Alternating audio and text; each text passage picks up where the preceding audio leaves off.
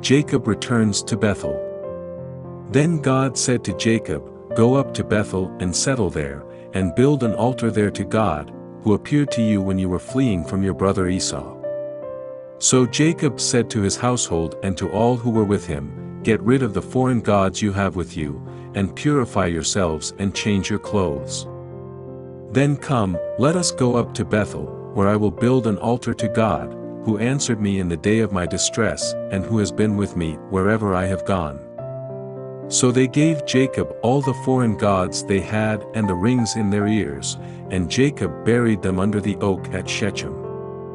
Then they set out, and the terror of God fell on the towns all around them so that no one pursued them. Jacob and all the people with him came to Luz, that is, Bethel, in the land of Canaan. There he built an altar, and he called the place El Bethel, because it was there that God revealed himself to him when he was fleeing from his brother. Now Deborah, Rebekah's nurse, died and was buried under the oak outside Bethel. So it was named Allon-Bacuth. After Jacob returned from Paddan Aram, God appeared to him again and blessed him. God said to him, "Your name is Jacob, but you will no longer be called Jacob, your name will be Israel." So he named him Israel. And God said to him, "I am God Almighty, be fruitful and increase in number. A nation and a community of nations will come from you, and kings will be among your descendants. The land I gave to Abraham and Isaac I also give to you, and I will give this land to your descendants after you." Then God went up from him at the place where he had talked with him.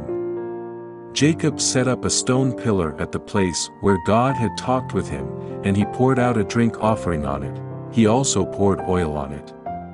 Jacob called the place where God had talked with him Bethel. The deaths of Rachel and Isaac. Then they moved on from Bethel. While they were still some distance from Ephrath, Rachel began to give birth and had great difficulty.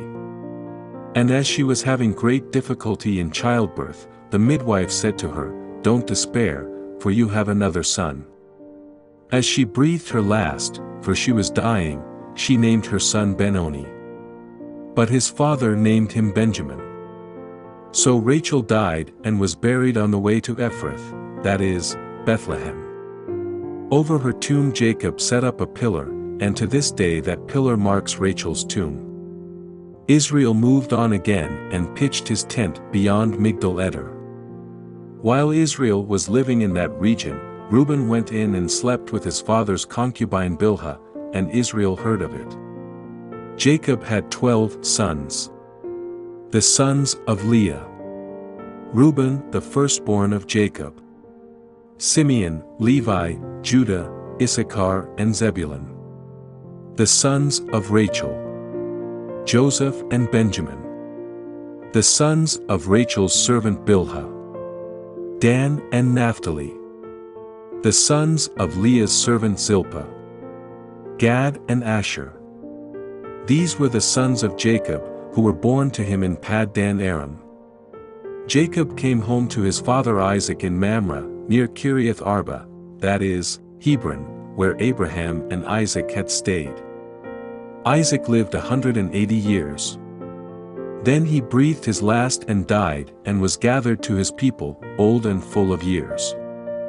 And his sons Esau and Jacob buried him. Thank you for listening to the word of the Lord.